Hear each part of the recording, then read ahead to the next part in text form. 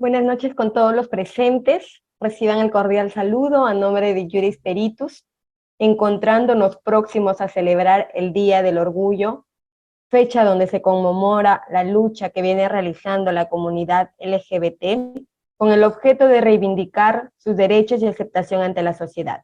Es por ello que desde Juris Peritus saludamos la lucha pacífica y respetuosa y mostramos algunos avances en materia jurídica mediante el presente webinar denominado Hablemos sobre identidad de género a propósito de la sentencia de la CID sobre Karen Atala Rifo y niñas versus Chile y las recientes sentencias sobre cambio de sexo. Este webinar estará dictado por el magistrado, el doctor Fran Paul Flores García, quien es abogado por la Universidad Nacional de la Amazonía Peruana, es egresado de la maestría en Derecho Civil y Comercial por la Universidad San Martín de Porres, ha ejercido la abogacía por más de 10 años, actualmente ejerce funciones como juez especializado civil de la Corte Superior de Justicia de Lima Sur. Es un placer, doctor, tenerlo nuevamente en nuestras plataformas de Juris Peritus y le damos la más cordial bienvenida. Adelante, doctor, lo escuchamos.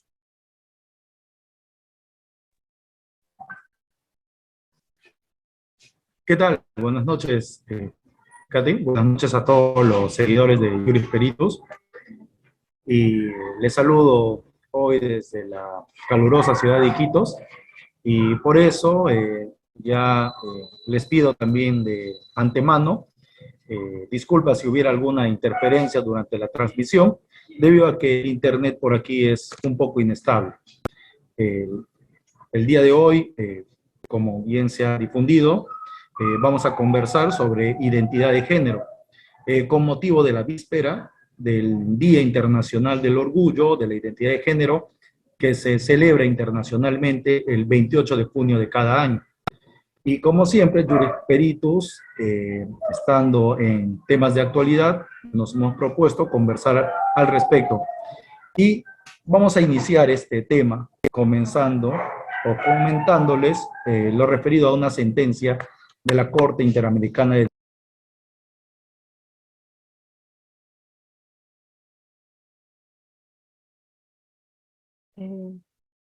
Vamos a esperar unos minutitos que se vuelva a conectar el doctor Frank, seguramente porque el internet está fallando en Iquitos, es por ello la interrupción, pero por favor esperamos unos minutitos que se vuelva a conectar. Muchas gracias. Estamos en línea, estamos en vivo.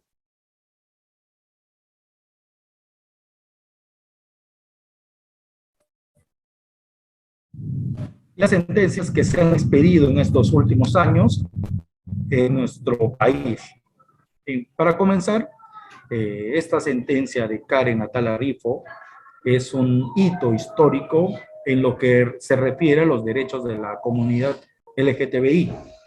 ¿Por qué? Porque en esta sentencia, por primera vez, se identifica o se reconoce el derecho a la identidad de género como un derecho protegido por la Convención y que los estados deben proteger y garantizar. Es bueno ponerse en contexto sobre este caso y cómo es que llega hasta la Corte Interamericana. Irónicamente, Karen Atala es una juez chilena, es una magistrada chilena que sufre discriminación por motivo de su identidad sexual.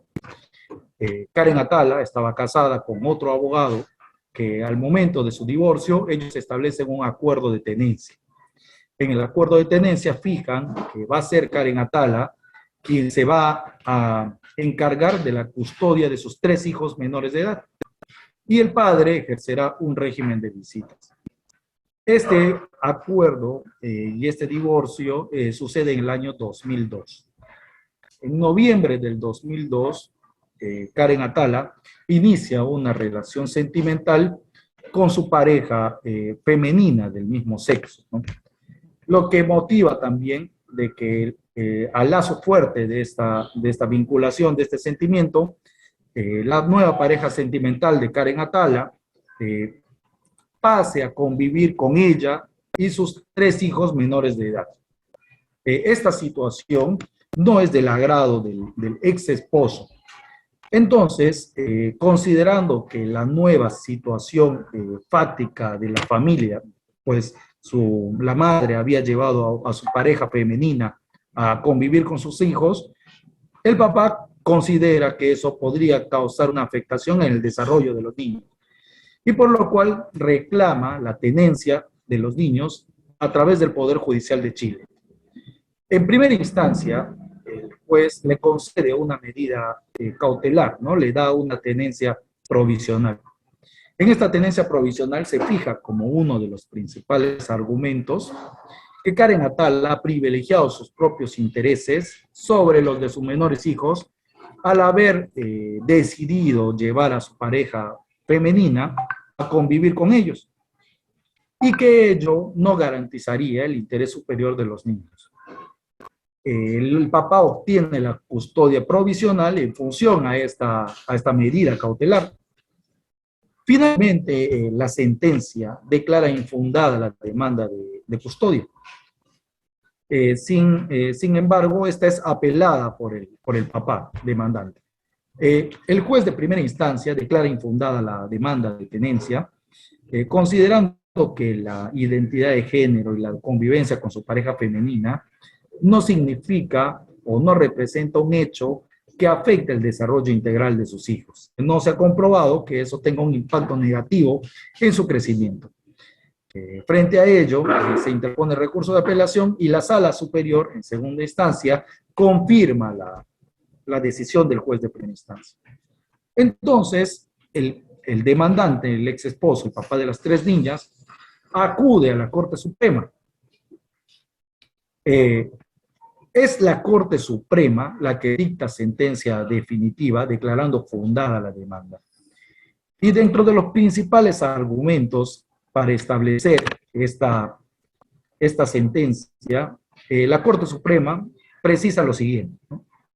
En principio, que hay un deterioro experimentado del entorno social, familiar y educacional de donde se desenvuelven los niños, debido a que la madre comienza a vivir en su propio hogar con su pareja homosexual.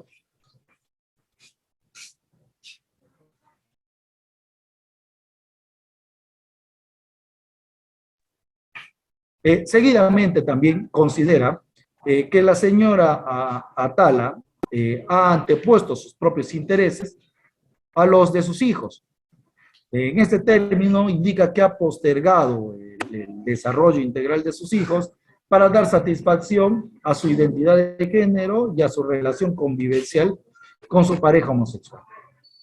En este contexto, la Corte Suprema chilena considera que es evidente que en su entorno familiar excepcional se diferencia significativamente del que tienen sus compañeros de clases de los niños, sus vecinos también, que en su mayoría están compuestos por una familia tradicional, ¿no? Entonces, nos referimos a una pareja heterosexual.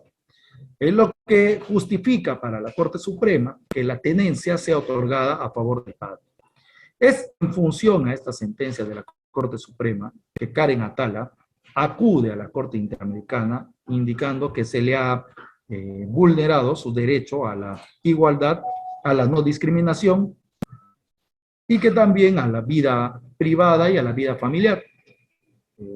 Justamente en esta sentencia que se expide en la Corte Interamericana, se reconoce el derecho de las personas LGTB, especialmente el derecho a la identidad de género. Antes de desarrollar lo referido a la identidad de género, recientemente, en el año 2021, la Corte Interamericana publicó otra sentencia donde reafirma el reconocimiento de la Convención del Derecho a la Identidad de Género. Esta sentencia es la que se conoce como el caso Vicky Hernández y otras versus Honduras, que fue dictada el 26 de marzo del 2021. En este caso, Victoria Hernández o Vicky Hernández era una mujer transexual dedicada al trabajo sexual. Un día en Honduras que se da un golpe de Estado, hay una requisa de las personas que se encuentran fuera y por declaraciones testimoniales indica que Victoria Hernández era perseguida por una patrulla policial. Entonces, en lo que se dispersan las personas y huyen de la requisitoria policial, pierden contacto entre ellos. Y a los días aparece Victoria Hernández asesinada con un impacto de bala en la cabeza. Este hecho es denunciado a la Fiscalía y posteriormente investigado. Sin embargo, nunca se determina quiénes fueron los responsables, por lo que se mantiene en un estado de impunidad. Eso lleva a los familiares de Victoria Hernández, específicamente a su sobrina, a acudir a la Corte Interamericana por el manifiesto, por la manifiesta desatención u omisión de la autoridad estatal, especialmente acá de la investigación fiscal, para la determinación de los responsables. Considera el familiar que acude hasta la Corte Interamericana que el derecho a las garantías judiciales o a las garantías procesales vienen siendo postergadas o vienen siendo negadas en función a que justamente Victoria Hernández era una persona transexual, ¿no? Una mujer transexual y dedicada también al trabajo sexual. Y que por esas circunstancias, en dicho país, en Honduras, no se le habría dado la importancia del caso a la investigación para la identificación de los autores. De modo que se habría producido una circunstancia de discriminación por su condición de persona, mujer transexual. Este también es un caso importante y actual referido a los derechos de la identidad de género de las personas LGTBI, pues reafirma el reconocimiento del derecho a la identidad de género por parte de la Corte Interamericana de Derechos Humanos, que nace a partir de la sentencia Karen Atala Rifo y Niñas versus Chile. En nuestro entorno nacional no ha sido ajeno también a este tipo de pretensiones, ¿no? Originalmente, el Tribunal Constitucional se había pronunciado sobre un pedido de cambio de sexo en la sentencia 139-2013, proceso de amparo. Sin embargo, en esta sentencia, el Tribunal Constitucional había referido como doctrina jurisprudencial que el sexo era un elemento inmutable, ¿no? Y que, por tanto, no era viable solicitar una pretensión de cambio de sexo. Este criterio jurisdiccional es analizado posteriormente en el expediente 60.040-2015, proceso de amparo, donde se reevalúa la permanencia de este criterio jurisdiccional en función precisamente al nuevo criterio interpretativo de la Corte Interamericana establecido en la sentencia Karen Atala Rifo. Aquí, el Tribunal Constitucional se aparta del original criterio, donde establecía incluso que el transexualismo calificaba como una patología o un trastorno de género.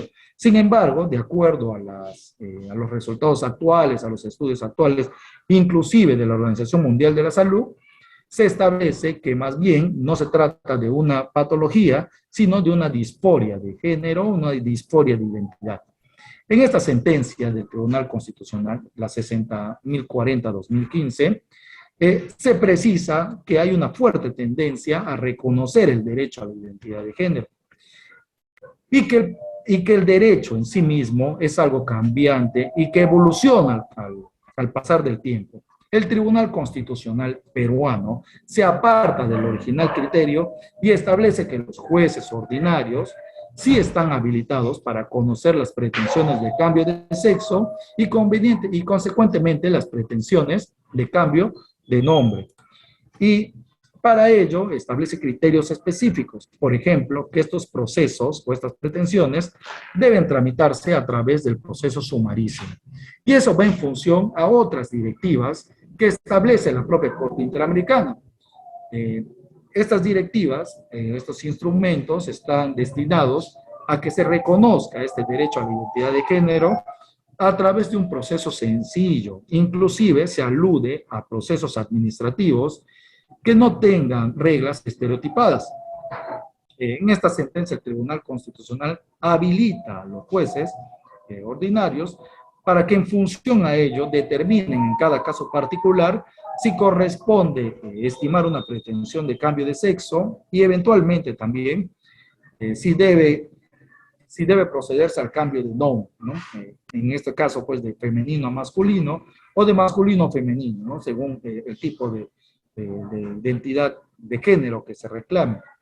A partir de esta sentencia del Tribunal Constitucional, la justicia ordinaria que se ejerce a través del Poder Judicial no ha sido ajeno a estas pretensiones. Es más, en estos últimos años, a partir del 2021, se ha conocido distintas sentencias de jueces especializados que admiten demandas y declaran fundadas también estas pretensiones de cambios de sexo, específicamente de personas transgénero, ¿no? Estas personas transgénero son aquellas que se sienten e identifican con el sexo opuesto, ¿no? Su sexo asignado al nacer puede ser el masculino, pero ellos se identifican con el sexo femenino, ¿no? Entonces, en función a ellos crean y se generan un estilo de vida. Y es este estilo de vida que quieren que se reconozca judicialmente porque está relacionado con un aspecto esencial de la identidad, ¿no? Que es el nombre y a su vez también el sexo, lo cual ellos buscan o se busca proteger debido a que en su relación social o en su relación en su comunidad se ven continuamente discriminados por distintas circunstancias. Entonces, a partir de esta sentencia, distintos jueces especializados han venido dictando resoluciones que amparan este tipo de pretensiones, lo cual no era común, puede decirse que hasta antes del 2020. Existían algunas, pero no eran muy conocidas. Sin embargo, esto tampoco es algo novedoso, porque originalmente a nivel del Poder Judicial existen casos emblemáticos, como de la conocida transexual Namity Moiko, que procedió a hacer su cambio de sexo, y así otros, ¿no? Sin embargo, el trasfondo de esto es que este derecho cada vez está siendo mayormente reconocido, protegido y admitido a nivel judicial. En lo que va de los últimos años, tenemos la sentencia dictada por el Juzgado Civil de Huancayo, de la Corte Superior de Justicia de Junín, expediente 88-2021. Esta sentencia fue dictada el 31 de mayo del 2021, en la cual una persona transexual pretendía el cambio de sexo y de su nombre de masculino a femenino. Igualmente, en la Corte Superior de Justicia de Lima Sur, se dictó una sentencia en el año 2022, expediente 645-2018, de fecha 28 de junio del 2022. En esta sentencia, la parte demandante pretendía también que se cambie el sexo y el nombre, en este caso de femenino a masculino. Y recientemente también se ha conocido una sentencia del Distrito Judicial de Cusco, expediente 131-2023, dictada hace poco, el 10 de mayo del 2023, en el que también se declaró fundada una demanda de cambio de nombre y cambio de sexo, para que en el DNI, en la partida de nacimiento, figure en lugar de masculino, figure a femenino. ¿Cuál es lo común o el factor común de estas tres sentencias judiciales? El factor común es el transexualismo, el derecho como expresión del derecho a la identidad de género. El transexualismo implica una condición profunda de vivir, ¿no? Es algo que se considera desde los estudios científicos como que se nace, se vive y se siente del sexo distinto al que corresponde al nacimiento. Entonces, no se trata de algo discrecional, de una decisión simplemente de cambiar de un día para otro, sino que se trata de una vivencia. De acuerdo a los estudios y las pericias que se han evaluado, por lo menos en estos expedientes, los peritos indican que para determinar que una persona transexual es transexual, debe verificarse o debe confirmarse un comportamiento uniforme al menos de 2 años. Sin embargo, en estos 3 casos, el comportamiento que ellos indican y que se autorreconocen como tal, en el caso del que nace como varón, como mujer, y en el caso de las que nacen como mujeres, como varón, es desde los primeros años de infancia. O sea, que estas personas siempre se han sentido del sexo opuesto de aquel que se le fue asignado biológicamente al nacer. Entonces, ¿de dónde aparece o de dónde nace? ¿Cuál es el sustento del derecho a la identidad de género? En principio, es el propio derecho a la identidad, ¿no? Porque la identidad nos reconoce y nos individualiza a cada uno como ser humano, como persona. Este derecho a la identidad tiene dos tipos de vertientes. Uno es la identidad estática y otro es la identidad dinámica. Y la identidad dinámica se da en todos los factores de nuestra vida. La estática es la que permanece es la inmutable, la que permanece en nuestro ser. Sin embargo, la estática es la que se construye social y culturalmente, ¿no? Que tiene que ver con los aspectos de la vida, de la relación social, cultural y psicológica inclusive. La identidad dinámica es algo común, por ejemplo, en el reconocimiento de filiación o la determinación de la filiación de los niños, en el estado en la posesión constante de estado de hecho, también que se evalúa en los temas de familia, porque es justamente el factor psicosocial que nos caracteriza y nos individualiza como seres humanos. Los seres humanos no solamente estamos circunscritos o definidos por nuestro ser biológico, sino que somos seres pensantes, emotivos y también sentimentales, emocionales, psicológicos. Por lo tanto, nuestra identidad no solo se construye con nuestro aspecto físico o biológico, sino también con nuestra construcción cultural, social y psicológica. Esto hace, por ejemplo, que los niños identifiquen como padre a quien no lo es, solamente por el hecho de la convivencia con la mamá, ¿no? Por ejemplo, ¿no? En caso de padres que se separan y la mamá inicia una convivencia o el papá inicia una convivencia con otra persona y esta persona en el hogar asume el rol de padre o madre, entonces se genera una relación afectiva, sentimental y psicológica entre el niño y el padre, ¿no? En este caso el padrastro o la madrastra.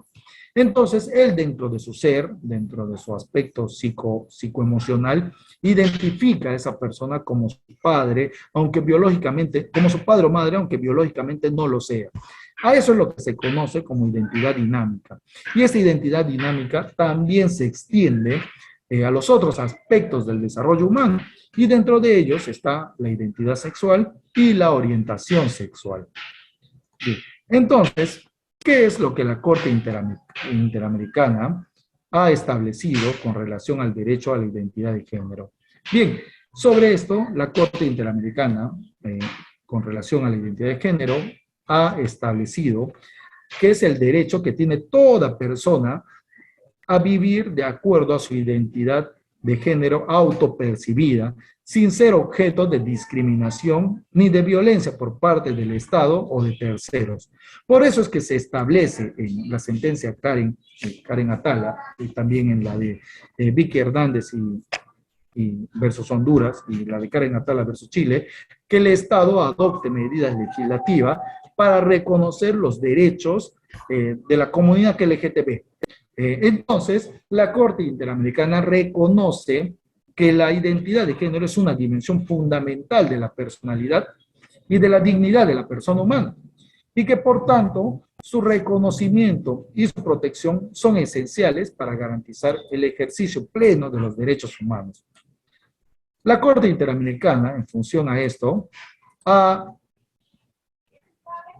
establecido que este derecho a la identidad de género está protegido por varios instrumentos internacionales, entre estos principalmente la Convención Americana sobre Derechos Humanos y la Declaración Americana sobre Derechos y Deberes del Hombre. Además, la Corte Interamericana ha interpretado en estas sentencias que este derecho incluye el acceso al reconocimiento legal y administrativo del cambio de nombre y género en los documentos de identidad, así como el acceso a tratamientos médicos y de salud adecuados, incluyendo atención integral a las personas transexuales. ¿A qué nos referimos con estos procedimientos para el reconocimiento legal y administrativo? Precisamente a estos mecanismos de acceso, principalmente deberían ser administrativos, que permitan a las personas transexuales el reconocimiento de este derecho a la identidad de género, ¿no? Que estos puedan cambiar su nombre y su sexo a través de un proceso sencillo, incluso sin acudir a la vía judicial, sino que debería ser a través de una vía administrativa.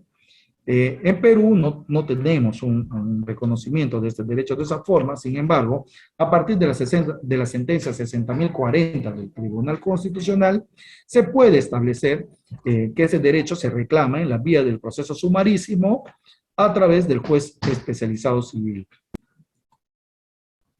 Sobre este derecho al acceso al reconocimiento legal, la Corte Interamericana ha enfatizado en estas sentencias que el derecho a la identidad de género no puede estar sujeta a requisitos arbitrarios ni patologizantes. Quiere decir que no se puede exigir a la persona operaciones de reasignación de sexo o incluso pericias psicológicas u otras que nos permitan determinar que en efecto no es una persona transexual, sino que más bien deben establecerse otros mecanismos e idóneos procedimientos legales administrativos que permitan garantizar esta relación, ¿no?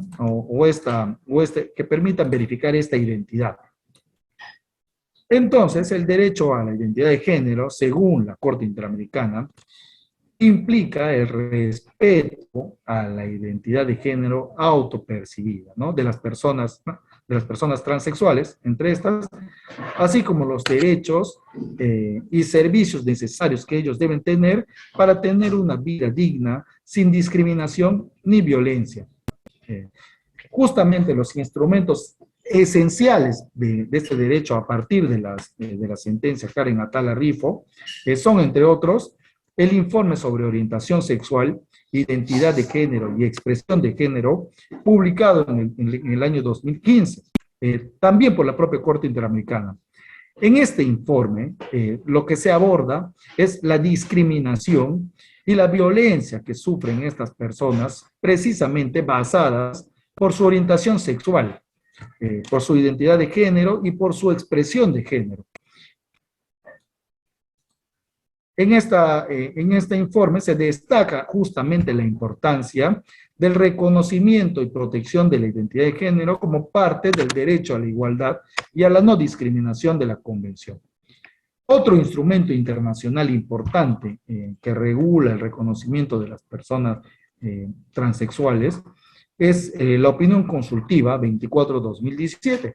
Esta opinión consultiva fue publicada en el 2017 y la Corte Interamericana estableció aquí que los estados partes tenían la obligación de reconocer y garantizar el derecho a la identidad de género, incluyendo el reconocimiento legal del cambio de nombre y sexo sin exigir otros requisitos o sin exigir requisitos discriminatorios o patologizantes. Esta opinión consultiva ha sentado un importante precedente en relación con el reconocimiento y el acceso para el reconocimiento a través del proceso administrativo o judicial de este derecho. Estos son los principales instrumentos que regulan la tutela del derecho y que los estados partes de la Convención están obligados a garantizar y a proteger. Entonces, es importante distinguir qué conocemos por identidad de género y por orientación sexual. Identidad de género es precisamente esta vivencia, esta forma profunda de sentirse como una persona identificada del sexo contrario al asignado biológicamente. Mientras que orientación sexual es aquella circunstancia meramente sentimental, meramente atractiva, ¿no? En que las personas, sin identificarse con uno u otro sexo, tienen una atracción hacia la persona del otro sexo, que en este caso sería una orientación sexual heterosexual. También está la orientación sexual homosexual, la bisexual y entre otras, ¿no? Homosexual cuando se siente atracción a favor del mismo sexo, y bisexual cuando se siente atracción a favor de las dos. Hay otras categorías de expresión también como la pansexual y otras cuando no se siente atracción ni se identifica con ninguno de los dos. También es importante distinguir identidad de género de enfoque de género, ¿no? Como comentábamos, la identidad se refiere específicamente a la vivencia interna e individual del género, tal como una persona lo siente profundamente. Esta vivencia y este sentimiento nato puede ser masculino, femenino, de ambos, a veces de ninguno, y puede no corresponder con el sexo asignado al nacer. La identidad de género, entonces, está relacionada eh, con la vivencia y el sentimiento del sexo o el género con el que uno se identifica. En cambio, el enfoque de género es una perspectiva teórica, ¿no? De análisis, para comprender las construcciones sociales, culturales y políticas relacionadas con las expectativas y las relaciones de género. La, el enfoque de género está más visto a las relaciones o a las construcciones sociales en función a los roles que se establecen en la sociedad de acuerdo al género, ¿no? Por ejemplo, dentro del hogar, ¿cuáles son los roles que de acuerdo a al enfoque de género pueden identificarse en la asignación de los roles de la familia? Estos estereotipos de género o estos enfoques de género, lo que hacen es, por ejemplo, identificar que el varón usualmente trabaja y la mujer se dedica a las actividades del hogar. Y igualmente en el ámbito laboral, ¿no? Por ejemplo, el varón realiza actividades de fuerza y las mujeres normalmente se les asigna actividades que no requieren mucho esfuerzo físico, sino más bien técnico, ¿no? Por ejemplo, costura, limpieza, lavandería. Esa es la diferencia entre identidad de género y enfoque de género, ¿no? A esto también se suma lo referido a la perspectiva de género. Y la perspectiva de género está más bien relacionada a la solución o a la política que se da para mantener la igualdad, ¿no? Por ejemplo, ¿no? Ahora en el Poder Judicial se ha publicado la directiva que impone la obligación de resolver los procesos, especialmente estos de violencia, con perspectiva de género. Lo que implica es identificar estas desigualdades históricas y establecer una simetría dentro del acceso a la justicia y dentro de los resultados del proceso. Entonces, aunque enfoque de género y perspectiva de género son casi conceptos similares, tienen matices que los diferencian. Y justamente la diferencia central es que la perspectiva de género implica que estos ámbitos diferentes de percibir los roles de las personas en función al género se consideran como una variable para resolver las distintas disciplinas, por ejemplo, las de salud, las de justicia, las de acceso a programas sociales. Mientras que el enfoque de género está centrado principalmente en este análisis, ¿no? De las construcciones sociales, en identificar cuáles son las diferencias que existen en la asignación de roles dentro de la sociedad, dentro del hogar o dentro del ambiente laboral. ¿Qué implica este reconocimiento del derecho a la identidad de género? A partir de la sentencia Karen Atala, que a su vez se ha visto también representada en los distintos pronunciamientos o sentencias judiciales dictadas en el ámbito nacional, donde se ha reconocido el derecho de estas personas al cambio del sexo y al cambio del nombre. El primero, e importante, es justamente el reconocimiento legal del cambio de nombre y del cambio de género. En varios países, ya a partir de la sentencia Karen Atala Rifo, especialmente Chile, que fue obligado prácticamente a reconocer dentro de su sistema un procedimiento para reconocer a las personas su identidad de género, han establecido mecanismos legales para permitir el cambio de nombre y de género en los documentos de identidad de las personas transgénero.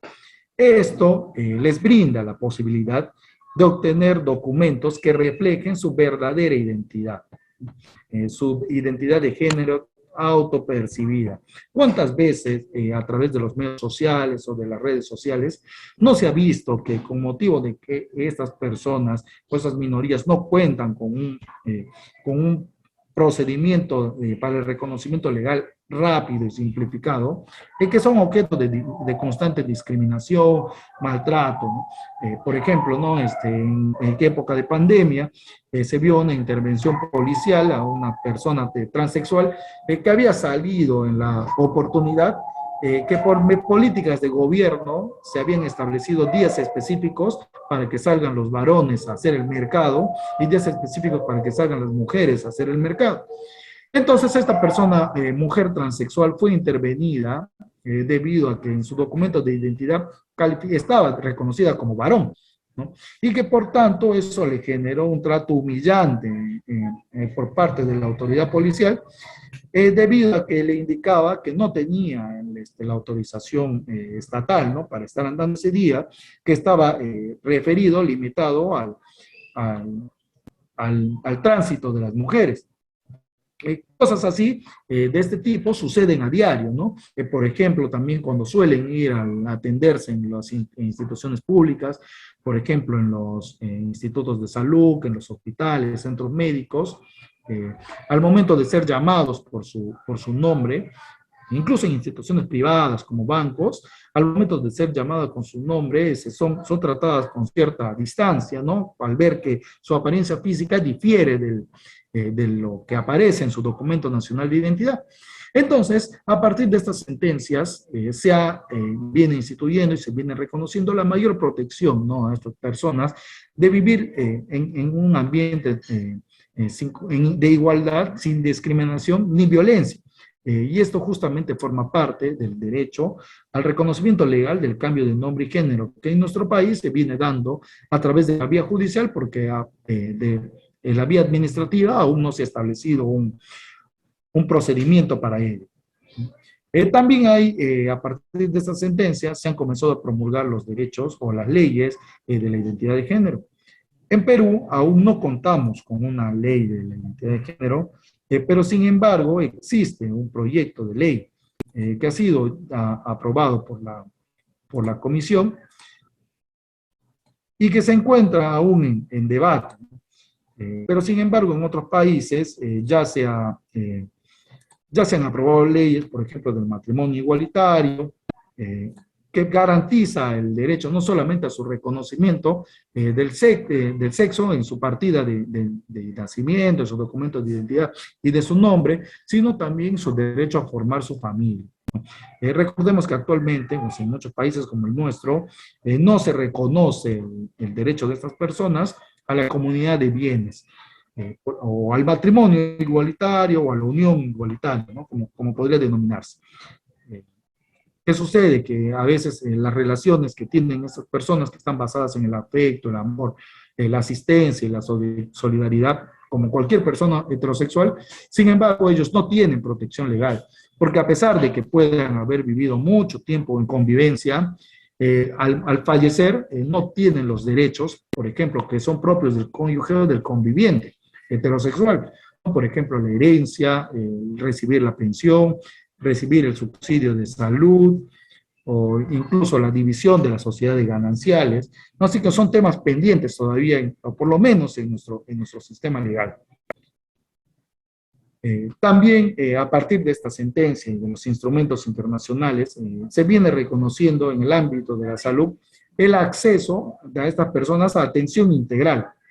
Por ejemplo, que esto incluye la hormonoterapia, las cirugías de reasignación de sexo, no porque sea un requisito para acceder al cambio de nombre, sino porque en su búsqueda de identificarse o de integrarse al sentimiento que tienen como personas del sexo que se identifican, que difiere de aquel que les fue asignado al nacer, recurren a estos tratamientos hormonales, de reasignación de sexo también, para poder sentirse ellos más reconocidos, más identificados con su propio ser humano, con su propia individualidad.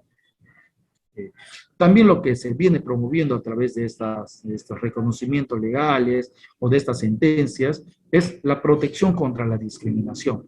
Esto implica que se deben incorporar o se deben venir incorporando disposiciones que prohíben la discriminación por orientación sexual y por identidad de género, sea en diferentes ámbitos, ¿no? en el ámbito del empleo, de la vivienda, de la educación. En este caso, por ejemplo, en el caso que se resolvió en Lima Sur, uno de los argumentos que exponía la parte demandante era precisamente de que la empresa que trabajaba no le permitía realizar actividades masculinas. Por ejemplo, trabajar en la parte de logística o carga, ¿no? Por su documento de identidad, a pesar de que esta persona se identificaba como varón, vestía como varón y había hecho tratamientos hormonales para tener la figura masculina, identificarse como varón, no podía acceder a trabajos que para la empresa debían ser única y exclusivamente desarrollada por personal masculino. Entonces, refería que venía siendo objeto de discriminación de esta forma, ¿no? En el acceso al empleo. Entonces, lo que se busca con este reconocimiento, con el reconocimiento de este derecho, es la protección justamente contra estos actos de discriminación. Y además también lo que se busca es avances sobre el reconocimiento del matrimonio igualitario, que en algunos países ya vienen siendo reconocidos, como Chile, Argentina, que se han logrado ya el matrimonio igualitario, permitiendo que estas parejas del mismo sexo accedan a un matrimonio civil o algo similar. ¿Para qué? Para que puedan verse beneficiados de los derechos y las responsabilidades, al igual que tienen las parejas heterosexuales. Y esto representa un avance hacia la igualdad y al reconocimiento pleno de las relaciones afectivas y familiares que, como toda persona, tienen derecho también las personas LGTBI. Estos avances, sin duda, demuestran un proceso significativo en la región hacia la garantía de los derechos de las personas LGTBI, incluyendo el derecho a la identidad de género, a la no discriminación por orientación sexual. En este opinión consultiva 2024-2017 que se mencionó, se discutía anteriormente sobre su carácter no vinculante, ¿no? Sin embargo, ya la posición mayoritaria, como va viéndose ya a partir de las sentencias de cambio de sexo que vienen dictándose en esta materia, lo reconoce como un elemento con calidad de precedente, ¿no? Con calidad de vinculante, a pesar de que no se trata de una sentencia de la Corte Interamericana, pero sí es un instrumento dado por la propia Corte Interamericana.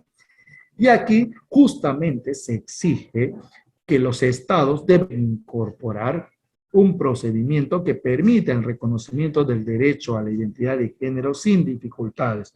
Un procedimiento sencillo, un procedimiento que permita reconocer la identidad de género autopercibida y ser tratadas, ser tratadas dentro del proceso de acuerdo a esa identidad de género.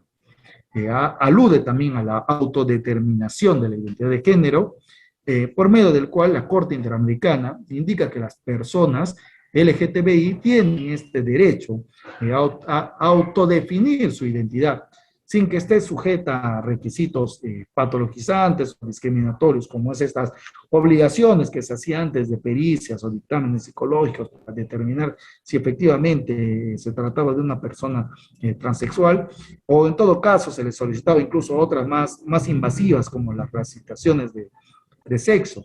Entonces, a través de esto se busca que los estados deben garantizar estos procedimientos legales e incluso administrativos accesibles, rápidos y transparentes para el reconocimiento legal del cambio de nombre y del sexo género. En resumen, este procedimiento para el procedimiento de la autodeterminación de la identidad de género, lo que busca es que estas personas puedan ya reconocer o garantizar o proteger su derecho de decidir y de definir y vivir su identidad de género de acuerdo a su propia autopercepción, sin que esté sujeta a otros requisitos discriminatorios o patologizantes. Este procedimiento exige que incluso sea a nivel administrativo.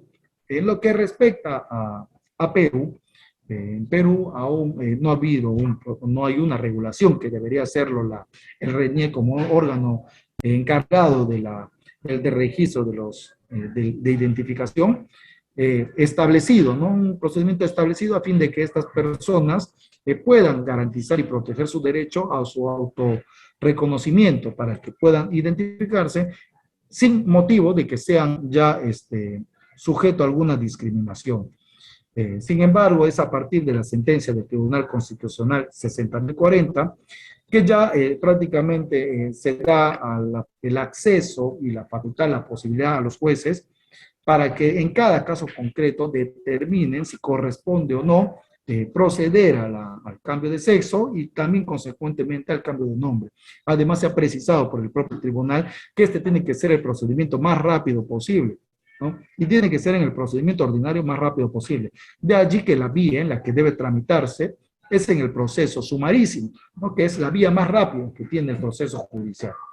Es de modo que a partir de ese pronunciamiento queda cerrada la posibilidad de acudir a un proceso de amparo para reclamar estos temas, porque la vía igualmente es satisfactoria y ha sido definida por el Tribunal Constitucional en la vía ordinaria para el proceso sumarísimo. Siempre también existe el interrogante de dónde se debe acudir o a quién se debe demandar, ¿no? Sobre el particular, existe un precedente vinculante de la Corte Suprema del 2000, una casación del 2017, es la casación 1532-2017 Huánuco sobre cambio de nombre. No trata sobre cambio de sexo, pero trata sobre cambio de nombre, y en donde la Corte Suprema establece que tratándose con un aspecto referido a la identidad, la parte emplazada es Renier, ¿no? Entonces esta demanda se interpone contra Renier, debe tramitarse ante el juez civil y además debe tramitarse en la vía del proceso sumarísimo. Son cuestiones que siempre quedan, o sea, siempre están en duda, a veces por desconocimiento, que se admiten estas demandas en procesos de conocimiento, que son los procesos más largos a nivel judicial. Pero ya teniendo en cuenta estos precedentes, este precedente de la Corte Suprema, ¿no?, sobre cambio de nombre, y este precedente del Tribunal Constitucional sobre cambio de sexo, ya está definido que el juez competente para conocer esto es el juez civil, y además que debe demandarse al Renier y debe tramitarse en la vía del proceso sumarísimo. ¿Por qué es esto importante? Porque incluso muchas veces, o anteriormente, había circunstancias en las que se emplazaba el Ministerio Público. Y cuando no se hacía así, motivaba incluso algunas anulaciones.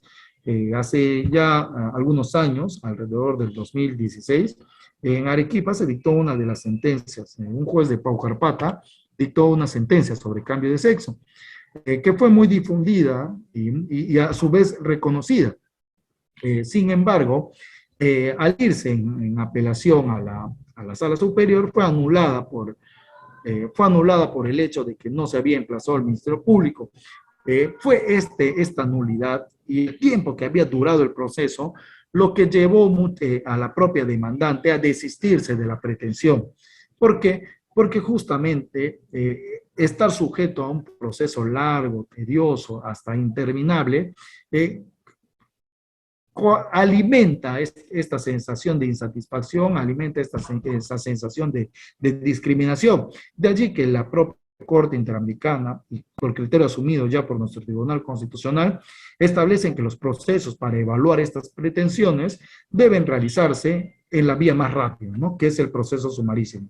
Estas son algunas cuestiones que deben tenerse presente actualmente para el ejercicio y la protección del derecho a la identidad de género, ¿no? Ahora tan discutido también, pero que viene siendo ya materia de una mayor protección. Y como se ha visto en estos últimos, por lo menos 3 años, 2021, 2022 a la actual, ya existe una tendencia positiva del Poder Judicial de reconocer la garantía de estos derechos, ¿no?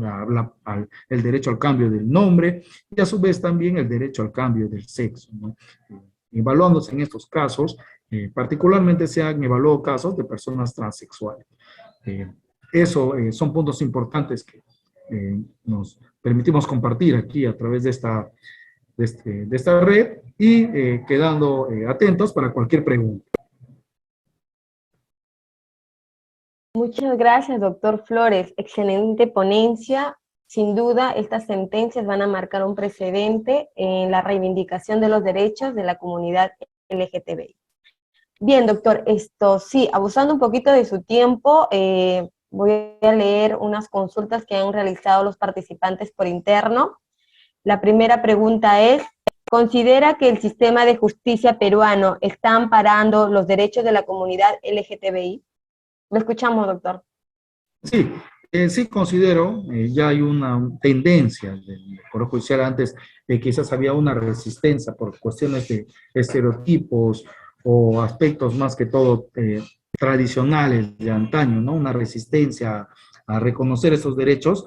Sin embargo, más que todo desde el periodo post-pandemia, se ve que hay una marcada aceptación de los jueces de evaluar estas pretensiones. Incluso ya con estos criterios de la Corte Interamericana, del Tribunal Constitucional, que prácticamente obligan al juez a evaluar en el caso concreto si procede o no el cambio de sexo, también el cambio de nombre, ¿no? ¿Por qué? Porque la identidad y la forma como se identifica en el documento de identidad y en la partida de nacimiento es un aspecto esencial, ¿no? Para una vida sin discriminaciones y también para el propio desarrollo de la personalidad. Con esto se permite garantizar que tengan una vida digna, sin violencias ni discriminaciones de ningún tipo. Como les comento, no solamente está la sentencia del Tribunal Constitucional, sino también estas sentencias que se han venido difundiendo ya a través de redes sociales estos 3 últimos años, ¿no? Como ven, no ha habido ningún solo año en la que no se ha dejado de dar a conocer este tipo de sentencias, ¿no? Que están prácticamente ya protegiendo los derechos de la comunidad LGTB. Especialmente estas sentencias se trataban sobre personas transexuales. Excelente, doctor, nos ha quedado claro. Y bueno, tenemos otra pregunta más. ¿Qué cambios al ordenamiento jurídico recomendaría a fin de mejorar la atención de esta comunidad? Lo escuchamos, doctor. Nosotros tenemos un proyecto de ley, o sea, que está en el Congreso, que todavía no ha sido pues aprobado, ¿no? Pero el predictamen sí. Pero sin embargo hay una obligación ya del Estado en función a las sentencias de la Corte Interamericana, esencialmente de estas 2 sentencias, de Karen Atala y de Vicky Hernández, que prácticamente el Estado peruano tiene la obligación ya de regular. En el 2018 hubo un proceso de amparo en el que un juez de Lima prácticamente declaró fundada una demanda y ordenó a RENIEC que dentro de sus procedimientos administrativos en su TUPA incorpore o regule un procedimiento para el cambio de sexo, para las personas en función a su identidad de género. Todavía esta sentencia se encuentra en ejecución, no ha sido ejecutada, pero sin embargo no debe ser una iniciativa que nazca propiamente o que sea imposición del Poder Judicial, ¿no? Debe ser algo que nazca del propio reconocimiento legal y que los jueces lo apliquen, ya en la práctica lo apliquen y lo interpreten, ¿no? Las principales regulaciones que debería haber sobre esto, en principio, es el reconocimiento legal de la identidad, ¿no? O sea, el referido a un procedimiento específico y sencillo para acudir a este cambio de sexo y este cambio de nombre. Lo otro es el acceso a los servicios integrales de salud, ¿no? Porque como personas transexuales tienen estas necesidades de atención especial, ¿no? Por ejemplo, los tratamientos hormonales o las cirugías de reasignación, también que van acompañadas de terapia psicológica especializada, que les ayude pues a superar, ¿no? Digamos, algunas dificultades que pudieran haber tenido. Lo otro también que que debe promoverse es lo referido a la unión civil de personas LGTBI, pues como cualquier persona heterosexual, ellos también dentro de su vida personal y dentro de su derecho a la vida familiar, tienen derecho a constituir su familia, ¿no? Y como parte de constituir su familia, también nacen los otros derechos derivados, especialmente los patrimoniales, ¿no? Como es el derecho a la herencia del cónyuge, el derecho a las pensiones, el derecho a la sociedad de gananciales. Justamente estos derechos nacen en muestra de la solidaridad y asistencia familiar, pues cosa de la cual no gozan actualmente las personas LGTBI. Por ejemplo, pueden haber vivido mucho tiempo juntos, haber construido su casa juntos, haber hecho inversiones juntos, haber estado en sus momentos más difíciles juntos, por ejemplo, en los procesos de salud, hasta haber acompañado hasta los últimos días de la muerte. Sin embargo, el patrimonio que puede dejar su pareja de toda la vida no va a ser heredado por su, por su pareja, ¿no? Sino quizás por otro pariente, si es que no tuvo cónyuge ni hijos, por sus hermanos, sus padres. Entonces todavía hay una cierta discriminación legal en ese aspecto, ¿no? Que si no se soluciona legislativamente, debería solucionarse a través de sentencias constitucionales, que siempre pues los derechos que no están expresamente reconocidos en la ley pueden ser reconocidos por los jueces a través de la sentencia. Muchas gracias, doctor Flores. Realmente ha sido un tema muy interesante. Agradecemos infinitamente su participación en esta casa de estudios. Usted ya es parte de Juris Peritus y bueno, esperamos seguir contando en próximos eventos académicos.